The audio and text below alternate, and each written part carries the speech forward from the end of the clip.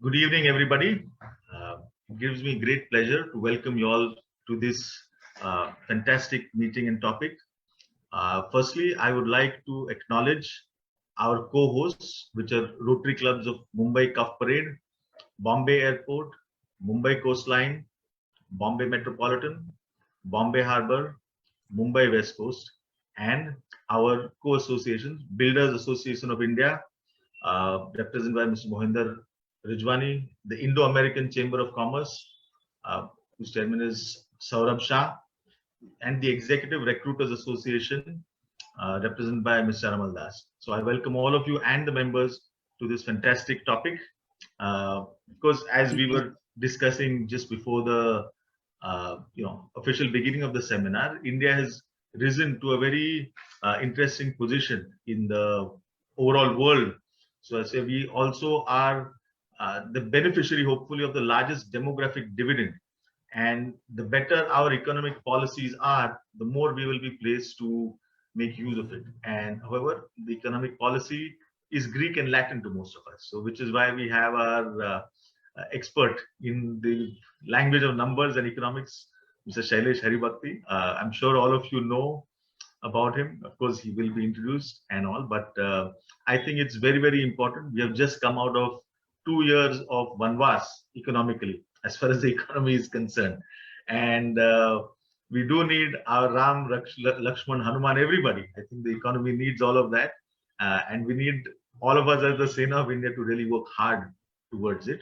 So without further ado, once again, I welcome all my co-associations, appreciate the effort put by all of them to get their members to listen to this very important topic. And I invite my Vice President Rajul to please introduce our chief guest for today.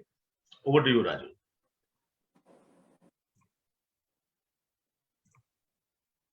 Unmute yourself. Unmute. Good evening and warm welcome to all. Thank you, Gautam, for giving me this privilege to introduce today's eminent speaker, Shailesh Haribhakti. He is a pioneer, entrepreneur, innovator, author, board chairman, board director, educationist, chartered accountant, and a global citizen. A man who's worn many hats in the corporate world and raised standards of various organizations so high that people consider him as serial innovator.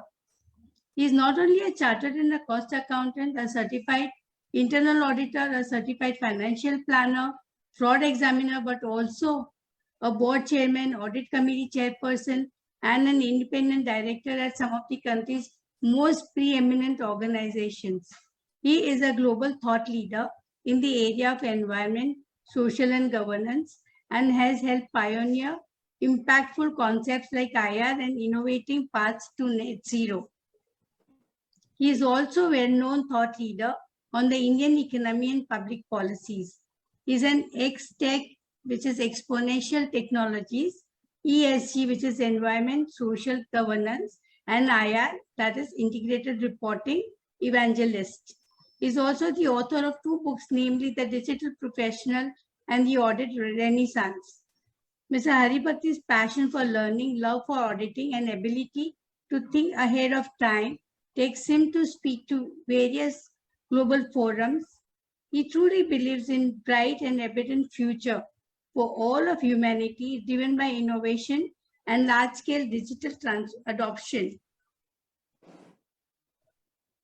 Mr. Haribhakti, hospitable by nature, has been involved with various philanthropic initiatives as well. He is an advisory member of the Committee on India COVID Response Fund, which is Give India, also a part of the advisory board of Global Parley, WOTR, and many other notable causes.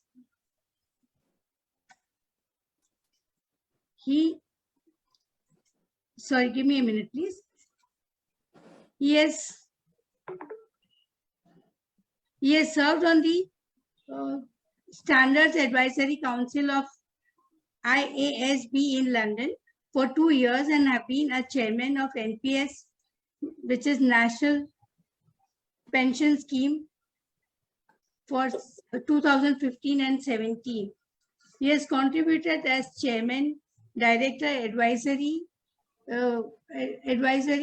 board member, and headed and led multiple organizations. Some of them I'll just name for the paucity of time. He has been the chairman of Shailesh, Haribhakti and Associates, Blue Star Limited, L&T Finance Holdings Limited, L&T Mutual Fund Trustee Limited, Future Lifestyle Fashions Limited, IBS Fintech India Limited, as an independent director of Torrent Pharmaceuticals, Berend Coleman and Company, which is the Times Group, Ambuja Cements Limited, ACC Limited, Bajaj Electricals Limited. He served as on the advisory boards of Doha Bank, Gaja Advisors Private Limited, Global Parley, WOTR, in India COVID Response Fund, which is Give India, served as a visiting faculty at IIM Ahmedabad and conferred with Global ESG Competent Boards designation. He has headed and led Bombay Management Association, Institute of Internal Auditors in Mumbai, WIRC of Institute of Chartered Accountants of India, Indian Merchants Chambers, Financial Planning and Standards Boards of India, Rotary Club of Bombay, and United Way India. It is my honor and pleasure to invite Rotarian Shailesh Haribhakti, who is also a fellow Sidnamite and a classmate, to address all of us. Welcome, Shailesh. Mic is all yours. Thank you very much, Rajul. I am really very, very happy to come here as a serial speaker to your Rotary Club. Nice term.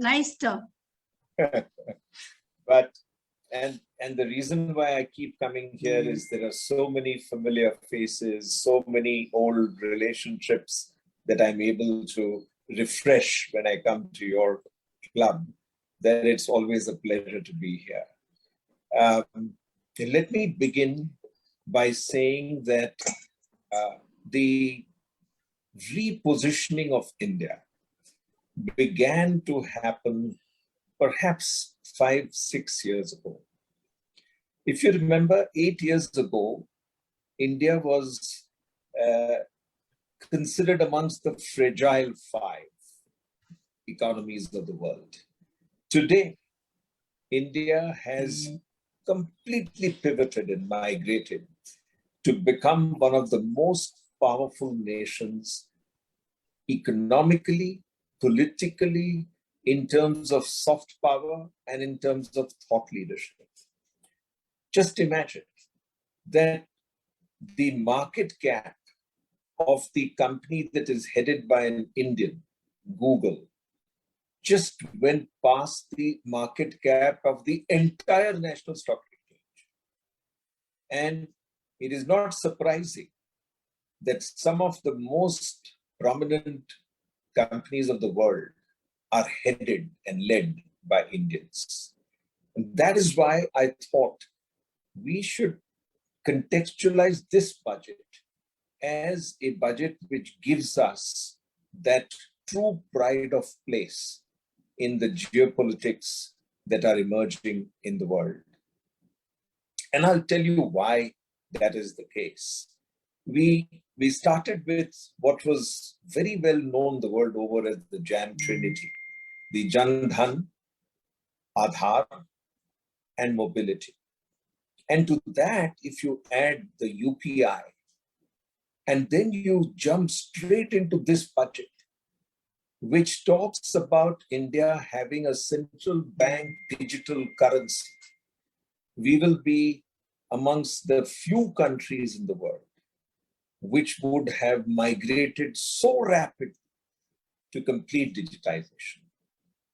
And friends, let me ask you to introspect yourself and think how much we have changed our own habits.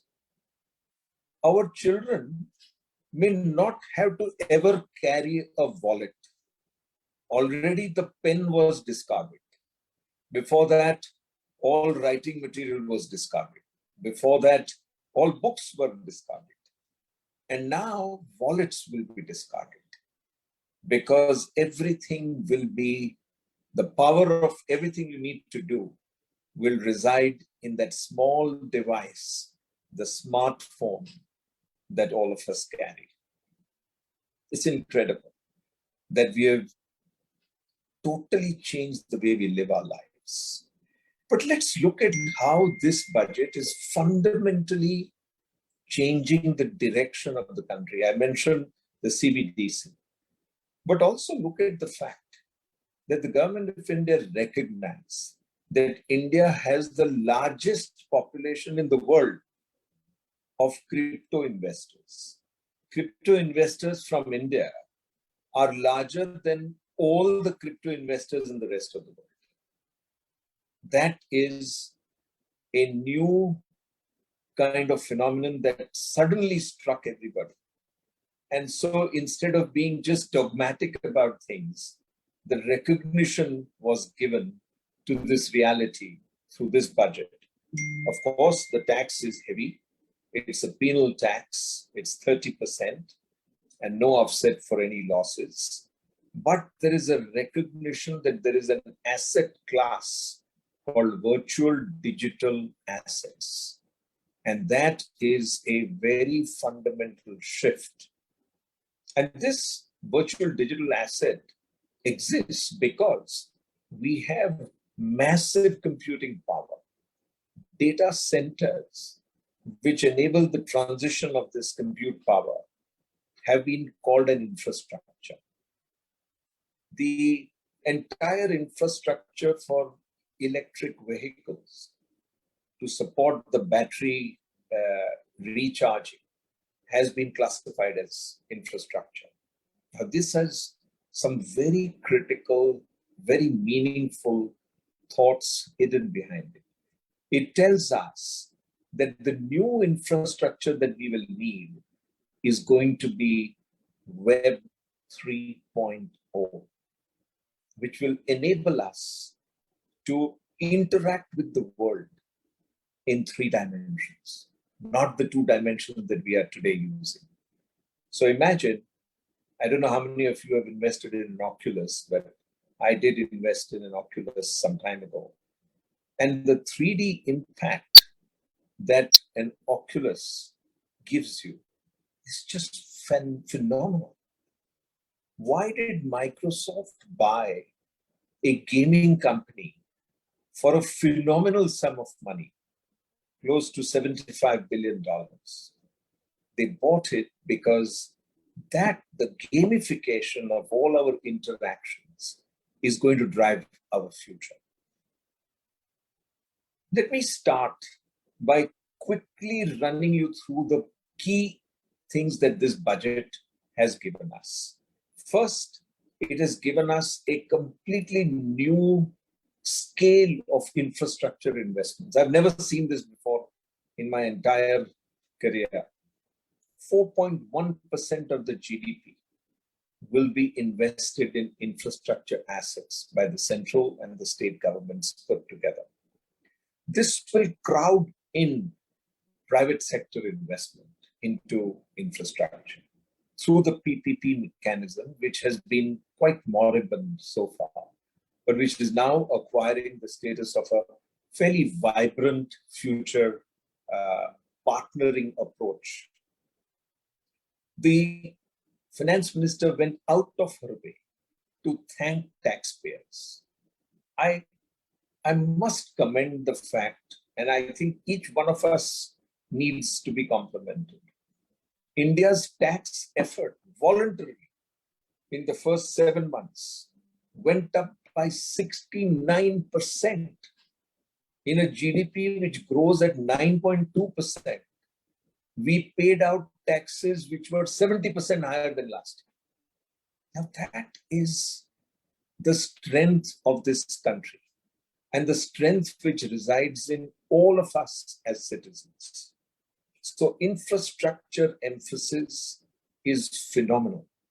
whether it is in roads, it is in rural development, it is in ports, it is in linking of rivers, it's in creating digital banks.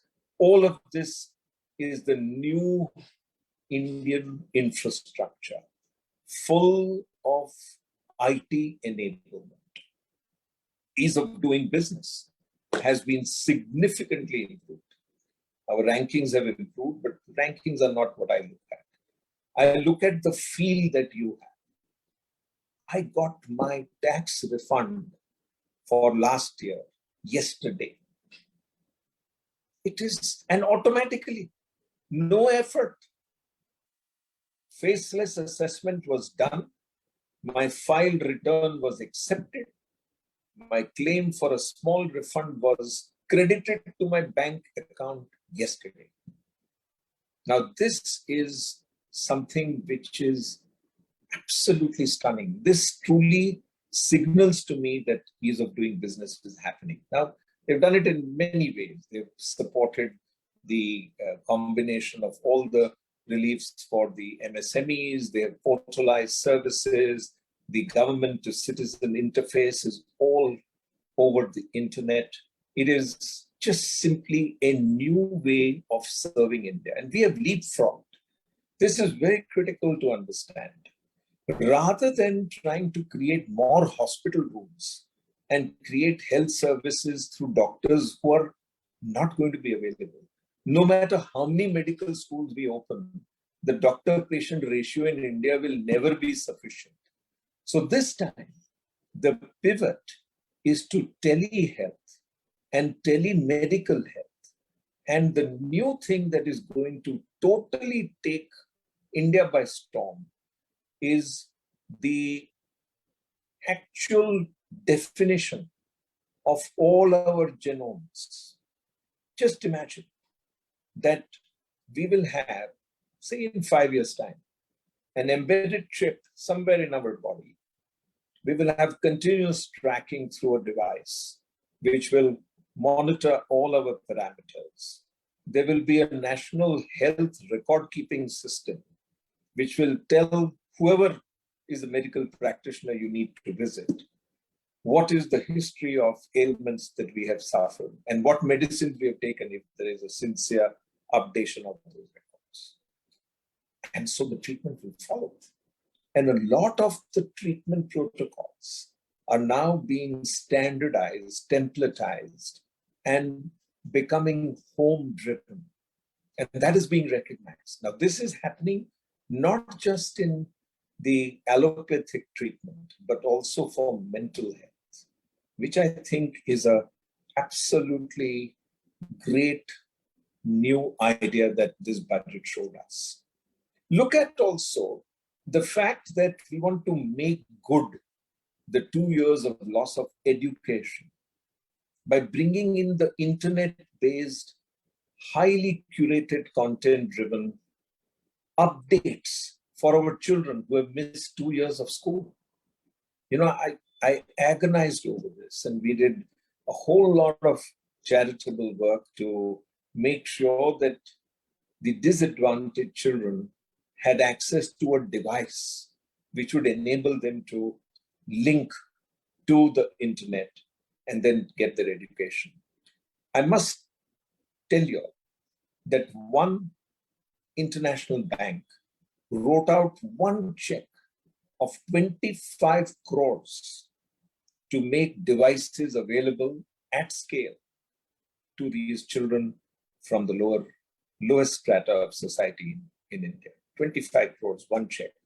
And because of that, we were able to echo that donation into a much larger whole paradigm for making devices available to particularly the girl child.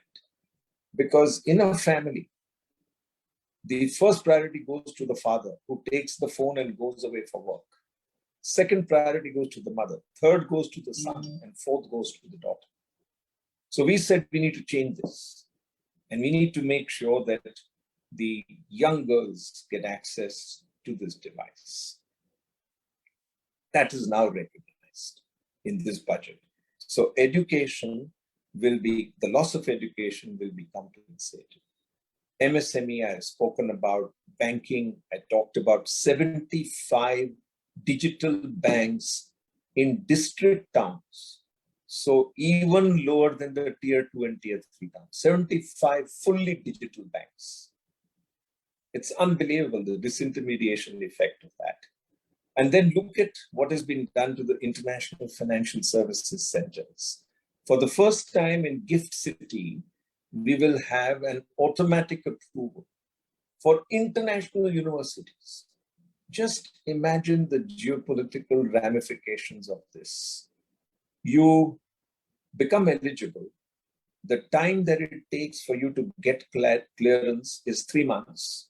In 3 months, you can establish a campus of Harvard or Stanford or MIT or any of the great institutions in the Gift City. Those of you who have visited Gift City know what a phenomenal infrastructure ready place the Gift City is. It's just astonishing what we have been able to do there. And many more such financial centers will come up in the country. Then there are some phenomenal announcements, some of which I alluded to, the CBDC, the NFTs, the whole digital currency modality that has been put in place. Taxes have remained absolutely untouched. The rates of tax have remained untouched. There is stability in taxes. All the situations of retrospective amendments and all of that have been done away with. So what are the key proposals this time? They are very sophisticated corrections of situations that remained anomalous. So what are these?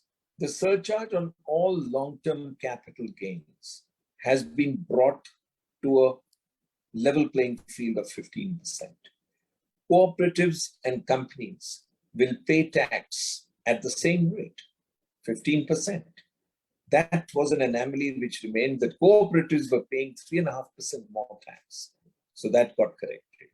We have perquisite taxation, particularly strong liberalization. So if, for example, your company gives a compensation to you because you had a loss of a family member who was a person who was working in the company, today there was a doubt that that quantum that you received would be taxable in your hands.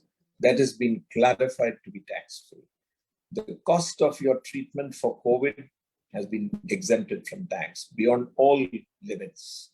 So these are small but very important corrections that have been made in the direct tax laws, in the personal tax laws. Corporate taxation has been left untouched. The only changes that have been made are in international taxation to bring parity between all enterprises that work in India. The biggest thing that we need to note is this budget recognizes the fact that India has to take the leadership position in ESG. So there is so much of direct reference to our being environmentally conscious, creating the right infrastructure, supporting solar, supporting the renewable energy thrust of India. I don't understand why they left out nuclear, but I believe you cannot afford to have fallow nuclear power assets. They need to be used to their fullest because that's the cleanest power if it can be safely delivered. That is becoming more and more recognized the world over. People are suffering because just power needs to be created from renewable sources at a cost that makes that power not only democratized in terms of price, but available freely on a continuous basis. In indirect taxes, very few, very directional changes have been recommended in this budget. In GST, the biggest changes are to make sure that people do not claim fictitious ITCs. Just simply, people were defrauding the tax regime by claiming wrong ITC. That has been really brought down. And look at the very nifty provision, which says that for 2 years, you have an opportunity to self-correct if you realize that some tax that you ought to have paid has remained unpaid. So you get 2 years to file a revised return. If you pay the tax in the first year, your tax rate is at 30%. If you pay it in the second year, it is 50%. But what that does is it relieves you of the anxiety of being called into question if by a raid or by a survey, some cash or some unaccounted money or assets are discovered. Indirect taxes, GST I spoke about, in customs, largely what has happened is that the protection to Indian industry has been marginally enhanced.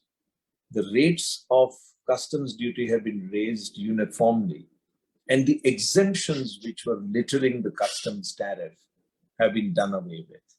350 exemptions which were thoughtlessly left behind have all been plugged in this particular budget.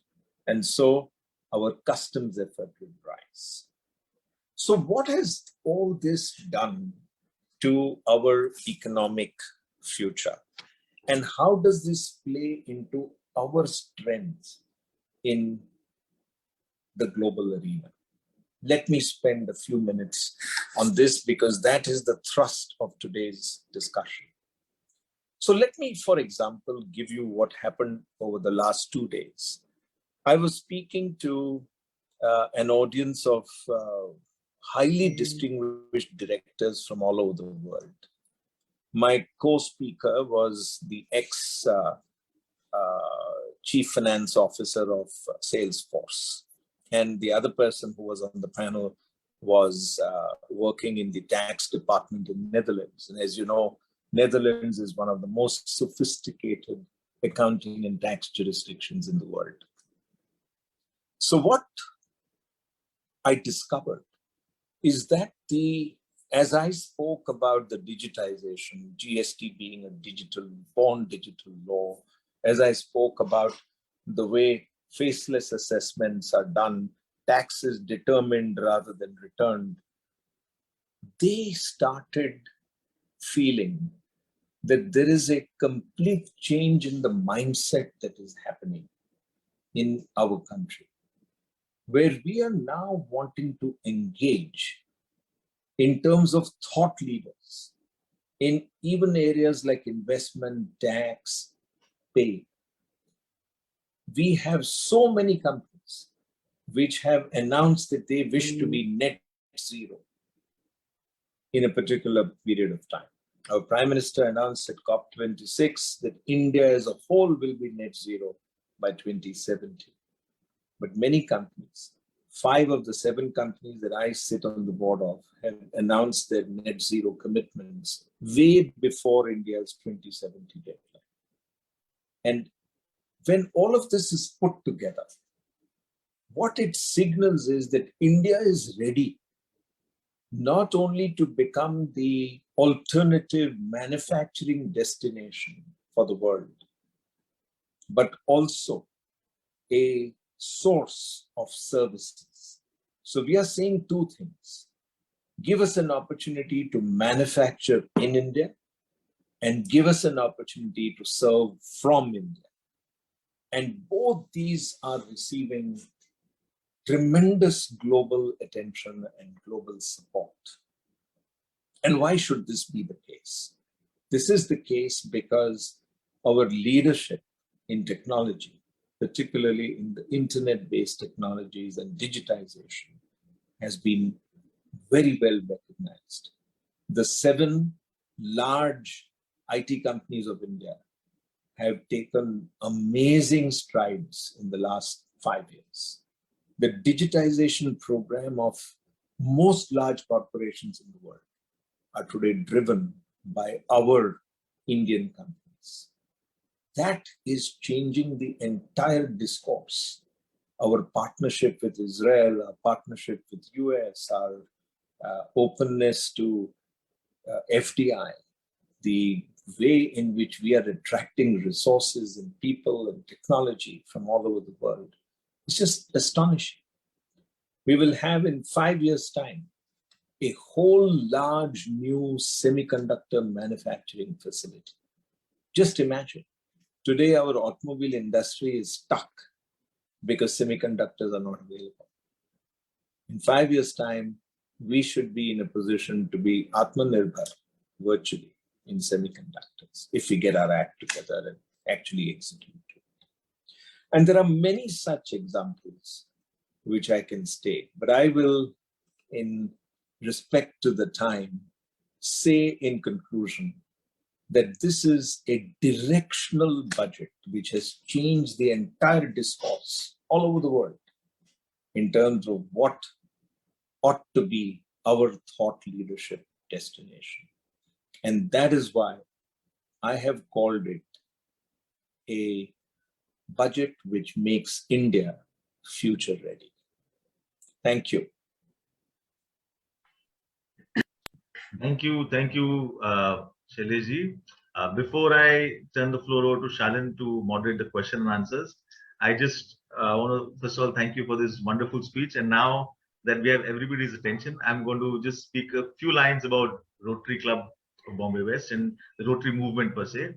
For those of you who do not know, Rotary is a group of people. I mean, we are worldwide. There's 1 million Rotarians. A Rotary Club normally consists of the creme de la creme of the community who are interested in doing social service. You have to be invited to be a Rotarian. You cannot just walk up and say that, hey, I want to be a Rotarian per se. You have to be invited by a known member. And if you so meet the requirements, then you will be gladly accepted. Rotary opens a world of doing social service. We all contribute our time. It's all voluntary. There's no force or anything of that sort. Most of us will donate our time or money in some form or fashion. So if you do know of a Rotary Club close to you, do go out and help in whichever way you can. There are no strings attached, and it's one of the most efficient organizations with a ratio of, I think, over 92-94% utilization of funds. So very little goes into any overheads or admin or anything of that sort.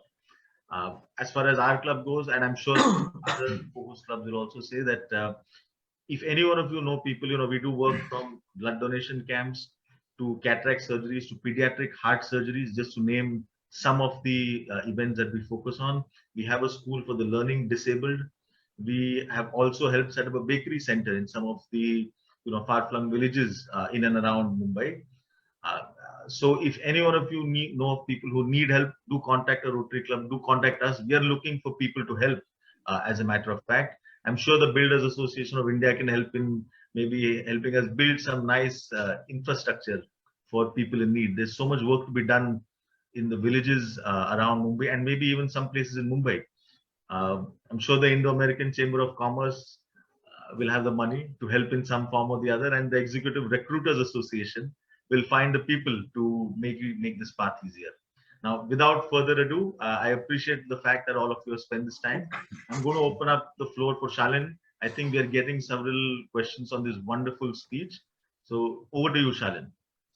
Thank you very much, President Gautam. Am I audible? Yes. Thank you, Shailesh bhai. I request all the participants to please put up their questions so that on the chat, so that we can take them one after the other. Till the time you put up your questions, and just to set the ball rolling, Shailesh bhai, a couple of questions which I believe most of them would be having somewhere in their minds. The first question to you is, sir, do you expect any headwinds where the government may not be able to meet its target, and what could be the impact thereof, especially since inflation could be a matter of concern? The second question, which I believe most people would like to hear from you, your views, is what could be the impact on the equity markets in view of this particular budget, the initiatives, and especially the inflation and the increasing cost of capital due to rising interest rates? Oh, excellent questions. Let me address both of them. So what are the elephants in the room, so to speak?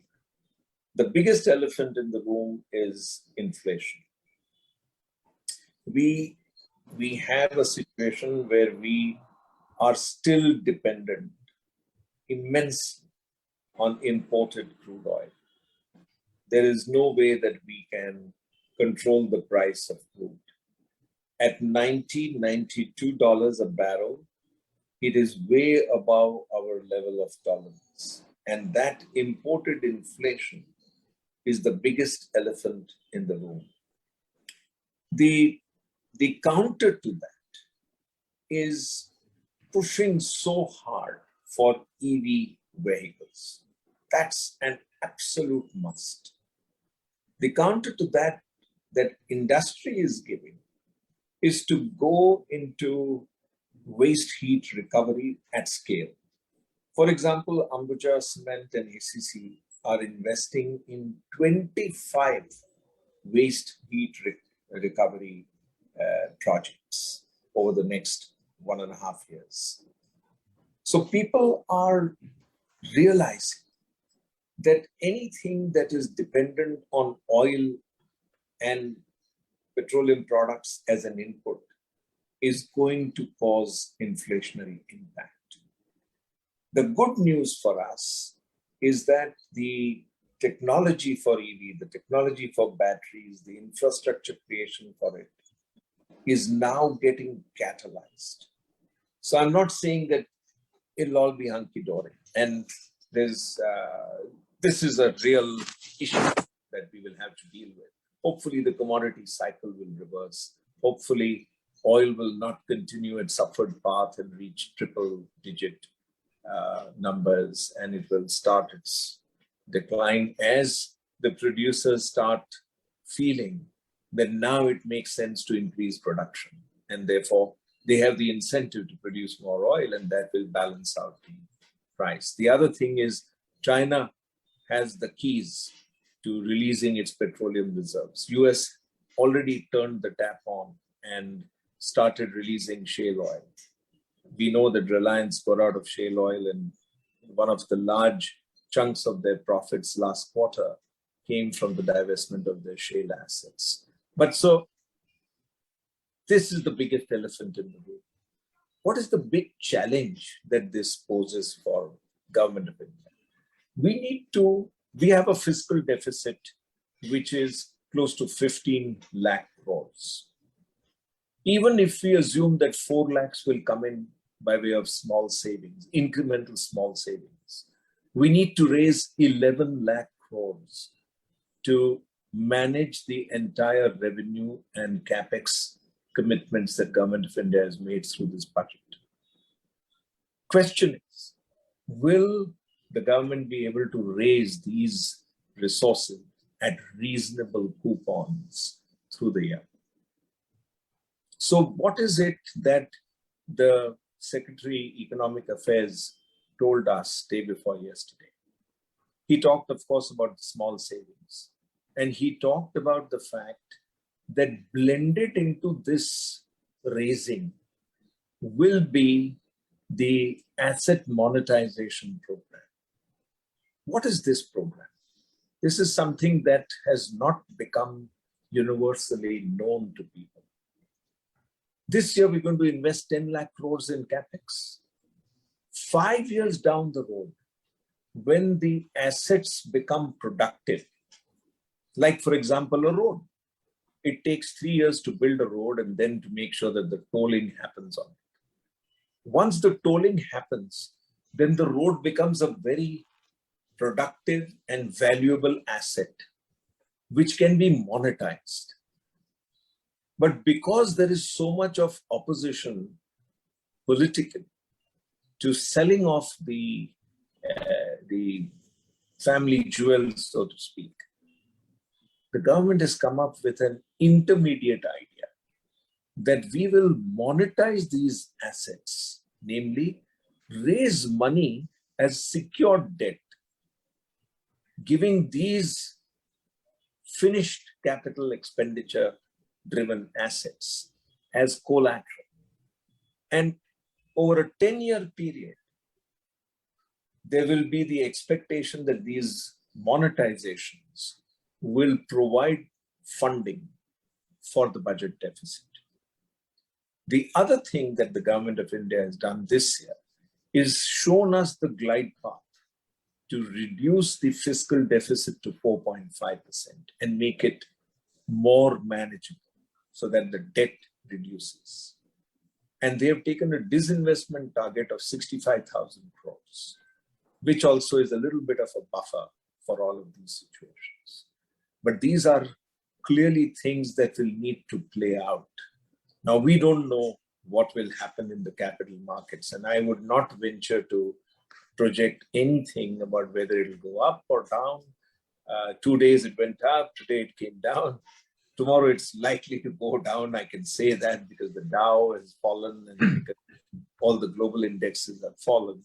But there is no guarantee to, but we have a robust capital market. In terms of derivatives, we are amongst the largest exchanges in the world. In terms of crypto, I already told you we are the largest investors in crypto. And that's becoming a significant asset class. If it can lose $1 trillion, you can imagine what the value is. So if you can lose trillion, you got to have 3 to be able to lose 1, right? And so that's the nature of the capital markets. It's robust, it's vibrant, but we don't know what direction it will take. Thank you, Shailesh bhai. The first question is from Mr. Narendra Hindocha. Any negative aspects of the budget? How about reassessment provisions? I presume he's talking about tax reassessments or generally negative aspects, please. Yeah, so Narendra, your question is very pertinent and very appropriate. There are a few things that have been clarified retrospectively. For example, the fact that the cesses on health and education are not tax deductible expenses has been clarified retrospectively. And therefore, you cannot claim this. And that's one of the negative aspects, or not so negative. In my view, it was an erroneous thing to claim it. It was the smart tax planners who recommended this, and this got noticed this time and got plugged. And therefore, that's one example of something that was retrospective in this particular budget. In terms of reassessments, it is going to be information-led. And this information is going to be used in a way that it cannot be used to punish certain segments of people that you want to go after, which is the insurance against it being misused as a tool for political advantage. But reassessment, which is data-led, will be done, particularly where it is found that you have taken wrong credits for ITC, or you have not disclosed information which supports your claims on duty drawback. Those are the instances in which the full force of law will visit you. Thank you. The next question is from Rotarian Pinakin Parekh.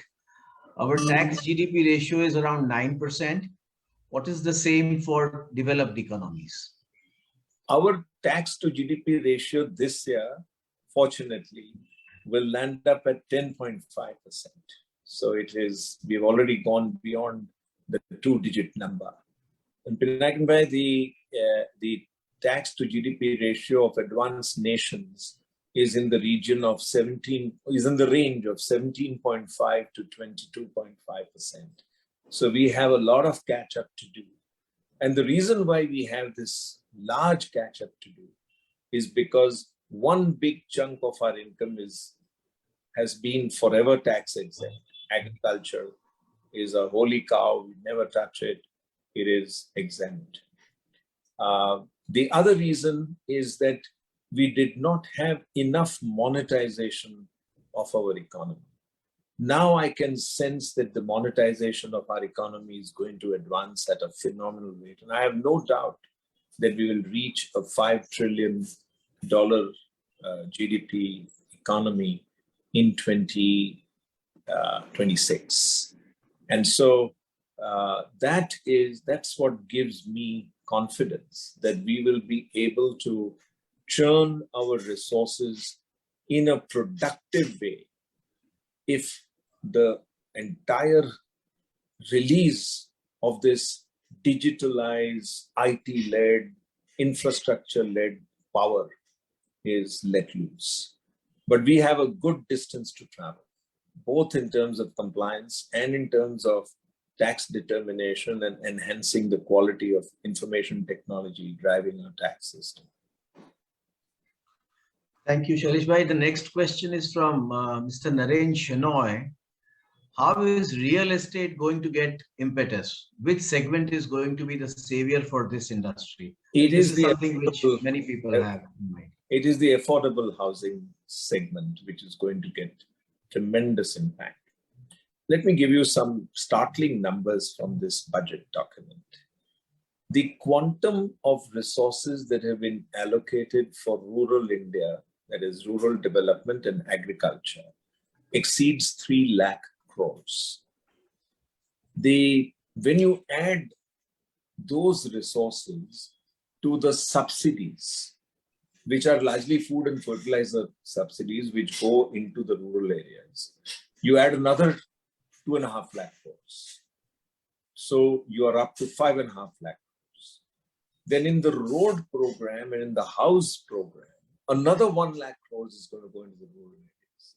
So my estimate is that this budget will transfer over 6 lakh crores in addition to the digital banks, in addition to the last mile infrastructure for internet, which will go into rural areas.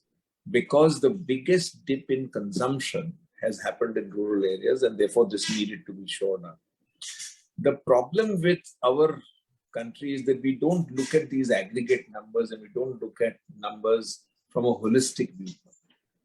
Add to all of this the fact that road connectivity, port connectivity, river linking, establishment of ICT, establishment of logistics parks, and all of that is going to receive a huge injection of 2.5 lakh crores. Now where will all the movements happen? They will happen between states, it will happen between rural, urban India, it will happen through various urban centers, and the entire competitive disadvantage that India has in terms of logistics costs is sought to be brought into control by this kind of massive investment in these kind of infrastructure. So that's where we are headed. That we need to see the macro impacts of this quantum change in the direction of our expenditure and the quantum impulses that it opens up for state governments to add to their capacity and for the PPPs to start working better. So you need to see all of this in a holistic manner in order to judge whether the outcomes will actually happen as we want them to happen. That's great insight, Shailesh bhai. Our past president, Rotarian Anand Gupta, has a similar question. If you think you've addressed it, otherwise, if there is something which you can still elaborate. Modi government made a political slogan, housing for all by 2024. Shailesh bhai, in your opinion, what provision of this budget or government policy have they taken to make this happen? So the allocation to affordable housing is the biggest thing that has happened in this budget. Most of these houses will be built in rural areas. And the credit enhancement that is expected to happen as a result of the resources being available to the banks and the resources that will be available through the post office savings and the catalyzing of all of that will result in massive new program to use the growing quantum of cement and steel that India is producing to build these homes at scale. Also, the technology of 3D printed homes is beginning to be experimented in India. And I'm a great votary of that as an exponential technology that we need to start using.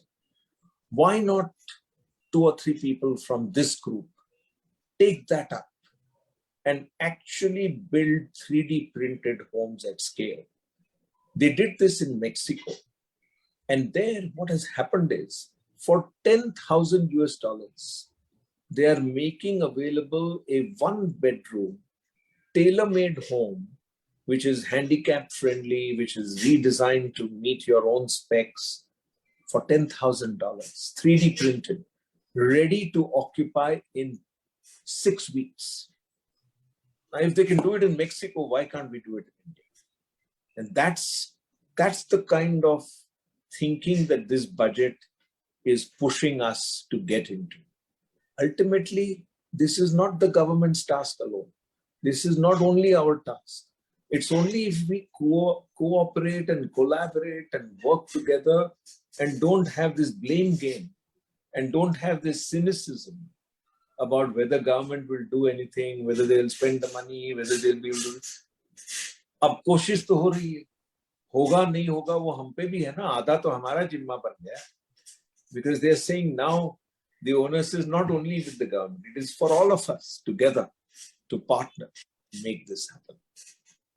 Thank you. Rotarian Anand Gupta has another question. What will be the economic or political Siberia? I think what he means is the impact if income tax is the same for all, including all agriculturists. That's a very difficult one for you. But I think he meant Siberia. Very interesting question. If we were able to tax everybody, and Anand bhai, I must say, I thought about this.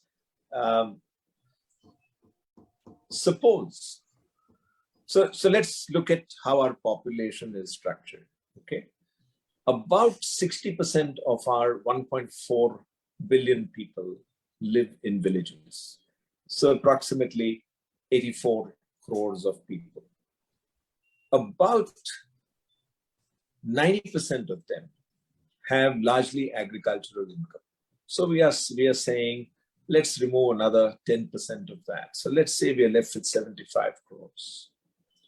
So 75 crore people will never pay direct tax until agricultural tax is imposed. So how do you collect tax from them?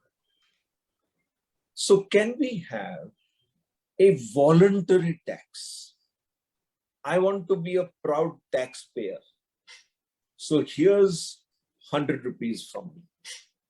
Because I want to be a proud citizen of India, which believes that I need to contribute something if I want all these services. Our mindset always was government माँ बाप है, वो सब देंगे हमको, हम लेते जाएंगे. अब ये ऐसा नहीं होता है. Where do they get the resources? They get it from us. So it has to be a partnering, a give and take approach. And if the government becomes far more accountable voluntarily, just as they want us to pay taxes voluntarily, if they voluntarily become accountable for what they do with our taxes and tell us what has happened, then everybody will be motivated to pay. And maybe we can dream of a day when people will voluntarily want to pay some tax to join hands in the whole national effort. I did think about it. A very, very insightful and a wonderful answer to a very difficult question. Shailesh bhai, thank you. That was wonderful. Rotarian Ankit Sanghvi now.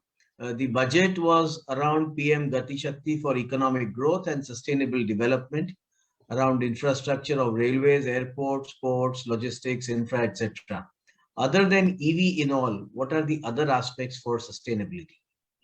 Oh, fantastic question. So solar is big. India has got a lead in solar. We have met our targets 9 years ahead of schedule for solar and wind. I can tell you that the Prime Minister's office is deeply engaged in making sure that we can get to green hydrogen. And it's a fact, so there's no harm in stating it. The Adanis and Ambanis are both in the race to delivering green hydrogen-based energy to India in a clean, democratized. So the way they have put it, so I heard Nikhil Meswani, not Nikhil, Nikhil's brother talk about it. He's going to be actually driving the whole program. He says that they want to make sure that power will be available at 1 rupee a unit in 1 decade for the entire country. That is the goal that they have set for themselves, to make sure that green hydrogen becomes a reality. And that's being monitored very strongly by the PMO. The other thing is circular economy.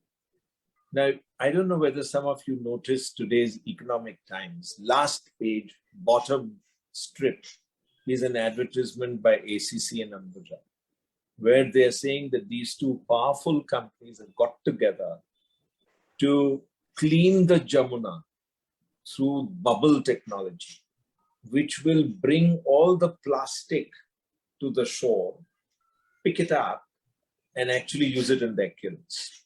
So there is a huge incentive that the government is now looking at to be administered through NABARD initiatives and through other fund-of-fund initiatives, which has been opened up this time, to fund these kind of sustainable projects and make sure that resources get available to encourage people to do this.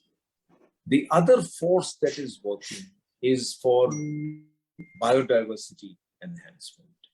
That is also something that this budget talks about for the first time, to make sure that we can have better biodiversity, better protection for trees, a whole corridor of trees being conceptualized and thought about along the banks of the Ganga. These are all powerful word pictures that all point towards sustainability. But above everything else, India is amongst the few countries in the world that is going to have mandatory sustainability reporting starting 1st April 2022 by way of the BRSR. It is voluntary for 1 year, but after that it becomes mandatory for the top 1,000 companies. But surely all this will sort of get expanded. So there is a whole set of forces working to bring sustainability to the fore in our country. Another question from Anand Bhai. On what basis you say that India will be a $5 trillion economy by 2026? Simple arithmetic. If you assume a compound, and this is on nominal terms, and the expectation, there are some assumptions on what will be the inflation deflator and what will be the currency deflator, because we don't know whether the rupee will gain in value or will lose value. But simply, the fact is that today we are going to cross 3 trillion very soon. And then we will be on the journey of 10% incremental. And if we get a few breaks, like if we get oil at reasonable price, because we just need that, then the impetus for growth can be higher. And if our nominal GDP can be equated to the real GDP, which is more or less the assumption in this budget, they've just taken a very small deflator to get from the nominal value to the real value. We will be there by 2026. Thank you. The next question is from Yogesh Jesrani. Can we ever see a regime when the Indian rupee will enhance to a decent level, we have deteriorated from 44 to $1 to rupees 75 to $1. So do you see any appreciation? What a fantastic question. You remind me of an article I wrote in the BCA journal some 20 years ago, where I said that the $14 to a rupee will be the value of the rupee, not the other way around. But, you know, so it's all a matter of how we manage our resources and what technological breakthroughs we can make. To me, the biggest driver will be the quantum of innovation that we can make.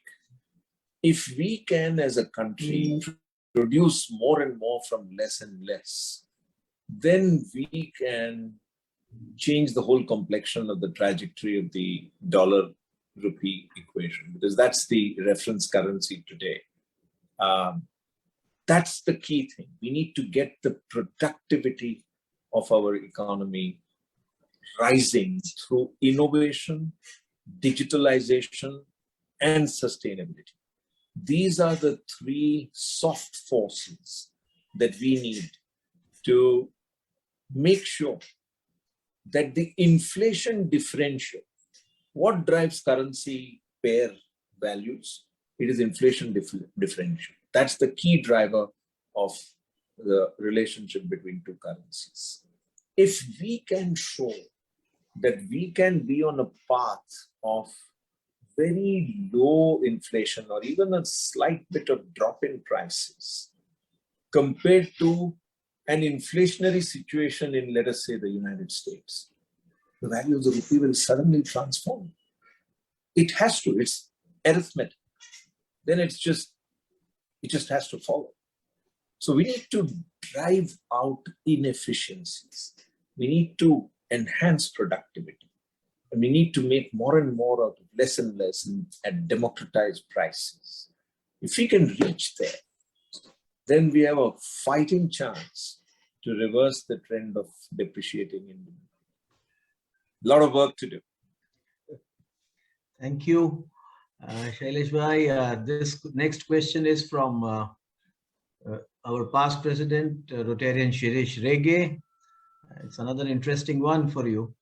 I understand that Chile, I believe, Chile or China, China gets very small percentage of income from income tax, despite being a communist country. Why are we so much focusing on income tax? Rich people pay indirect taxes anyway, and often their consumption is taxed at luxury rates. Aren't we better off reducing income tax and reduce complications? Aren't we better off removing income tax as advocated by, Subramaniam Swamy, and reduce collection costs? Now you are being pitted there against a very... You know, I have very deep respect for Mr. Subramaniam Swamy. He is a very thoughtful Harvard alumnus, highly educated gentleman. So I normally don't cross swords with him. But in this particular aspect, I must say that not only me, I'm not saying this, the 100 richest people in the world got together and declared last month, tax us more, tax us now, tax us so that we can make a contribution to defeating COVID. The reason why they said that is because direct taxes are the most progressive kind of taxes, because you could scale them and you pay according to the level of income that you attain. Whereas indirect taxes are kind of regressive in terms of they apply equally to everybody. So the poor person who's earning 500 rupees a month has to pay the same cost for a loaf of bread that you have to pay at an income of whatever, 1000x of what this poor person is earning. But you pay the same indirect tax. Therefore, it's kind of regressive. But because you have this larger income, your income tax is much higher than this poor person. So it becomes a fairer tax, and it becomes a tax that you are happy to pay, just as these 100 people who declared taxes more, taxes now, make us part of the solution, not part of the problem. But I do believe that fair taxes, stable taxes, easy to implement, less litigation, that's another thing that this budget has done. If you have common litigation on a particular issue, it is going to vanish because that's a specific provision that has been made. And if there's a pending appeal for a case that you have filed, then the government will voluntarily cease to agitate the matter until the decision of the Supreme Court or the High Court actually emerges and it is a settled question of law. First time in history that we are doing something specific for reducing litigation. Thank you very much. Shailesh bhai, I think people are extremely happy and want to pick your brains further. A question from Mr. Rahul Goenka. Is transaction tax a better alternative to direct tax? I believe you just answered that. For the same reasons, the answer is no. Another question from Mr. Om Prakash, whether this budget will attract foreign investors for infrastructure. If Absolutely. Big, very big. I think we are, people love to invest in Indian debt also. We should not forget that because the coupons on our debt have never gone negative and have never fallen to the levels of, let's say, Japan or some parts of Europe, which went into negative territory. So yes, both ways we will get foreign investment and our taps are open. Thank you. We'll have the last question. We are reaching the end of the time allotted for our question and answer session. Any last question, gentlemen? We'll take one more last question. If anybody has that, please put up on the chat, or maybe if the president, Gautam Chande, has something, he could directly ask the question. I think I'm going to use my privilege. Yeah, thank you. I'm going to use my privilege a little bit. I think Gautam, just a minute, please. Rotarian Prakash Bhai, Prakash Trivedi has asked, are you happy with the increase in the education budget? I'm never happy with anything that deals with education in terms of resource allocation. The greatest thing that we need to get to our population in a democratized manner is education. I have seen young children in Jodhpur. I was visiting Jodhpur, and to see them not going to school and standing on the road, not having much to do, just broke my heart. And not enough that we can do to educate everyone. Nobody should be left behind. None. Until we reach there, we should invest in education. It'll pay off massively.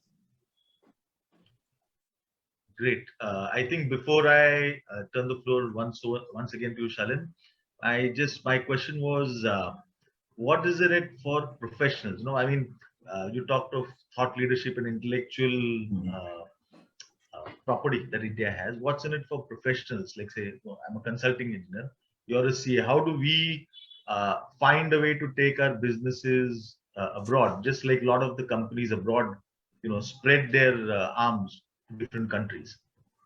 No, the internet is all empowering.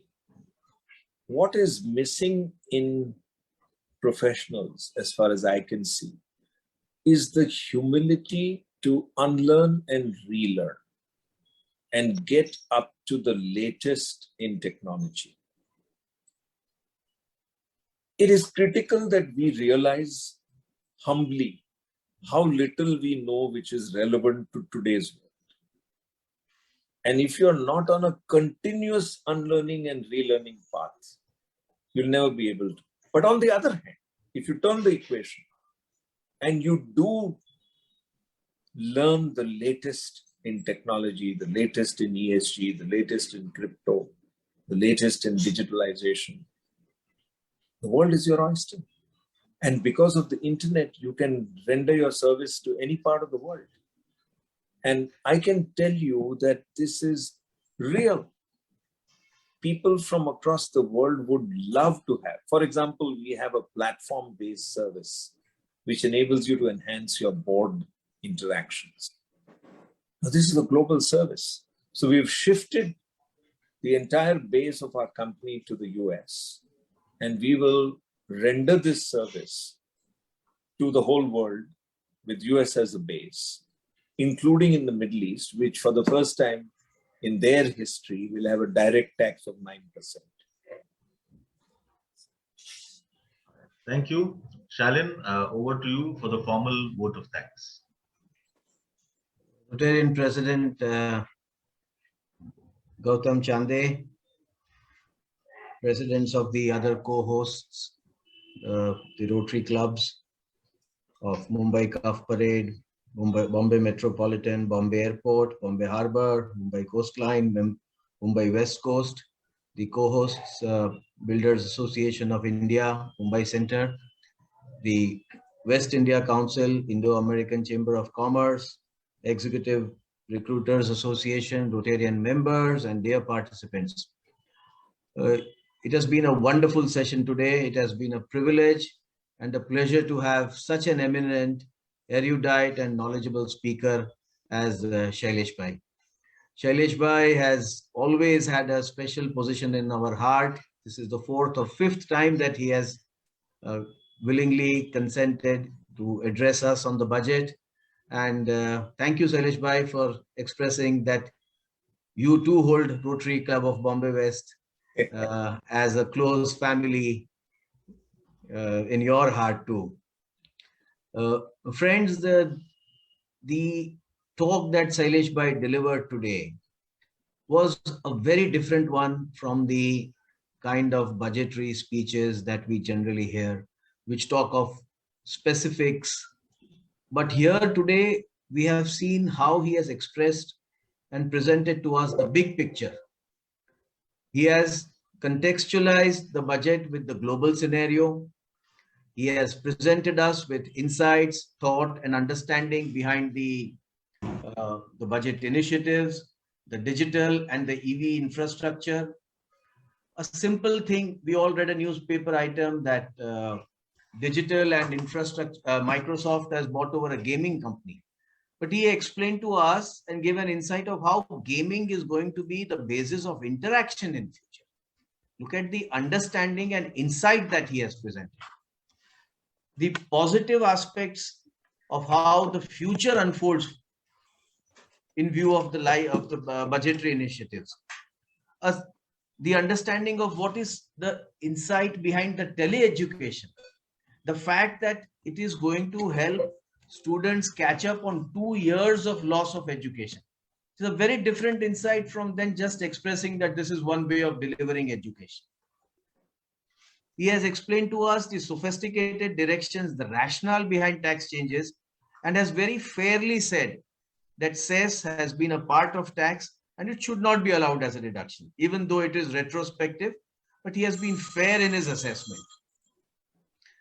He has explained to us the long-term impact of the budget, and especially if you have heard him carefully, the fact that the asset creation of today can form the basis of meeting the fiscal deficit of tomorrow, after the 5 years or 6 years or whenever those assets are ready and going, and how it can be done with the help of the securitization of those debts. So it's been a wonderful session. The question and answer session was even better. And the only thing I can say is that he has connected the dots and presented us with a picture. If I had to do justice to the vote of thanks, I would require as much time as he has taken to deliver his speech. Yes. But Shailesh Bhai, you have left us extremely enriched today by sharing your knowledge and insight. And I would like to thank the program committee, our own Rotarian Rajul Doshi for ensuring that she used her good offices and friendship of so many years to ensure that you could come out here in spite of your very busy schedule. And I thank, on behalf of the Rotary Club of Bombay West and President Gautam Chande, I would like to once again thank the participating co-host Rotary clubs of Mumbai Cuff Parade, Bombay Metropolitan, Bombay Airport, Bombay Harbour, Mumbai Coastline, and Mumbai West Coast. And of course, a special thanks to the other organizations who have joined us as co-hosts today: the Builders Association of India, Mumbai Center, West India Council, Indo-American Chamber of Commerce, and the Executive Recruiters Association. Thank you very much, Shailesh bhai. And we thank you only for the day. You still have to come back to us over again and again. Thank you very much. Yes. Over to Thank President. you very much. All the best to you. Thank you. Thank you. Pleasure. Yeah. Thank Gautam, you, everybody. Very, very happy to be here. It was an absolute delight. And Rajul, all the best to you when you take over. Thank you. Thanks a lot. Thank you. We really enjoyed it. And I now formally close the meeting. Thank you, everybody, and wish you all a good night. Bye-bye. Good night. Bye. Thank you. Thank you. Bye, Shalin bhai. Thank you, Rajul Ben. Thank you, President Gautam. Thank you, everybody. Thank you, sir. Gautam, bye. Bye. Bye. Aslam bhai, bye. Thank you, Aslam, for managing everything. I'm sorry Managing if everything. Thank you, yes. Leena ji, Bharat ji, Yes. Nilima ji. I see you all over here now active. Nilima ji, thanks. Yeah. Very Thank you. encouraging. Anand bhai. Yes. Anand Gupta ji. Thank you so much. Okay, so with President's permission, I'm ending the meeting now. Yes, yes. Thank you. Yes. Thank you. Bye. Good night, everyone.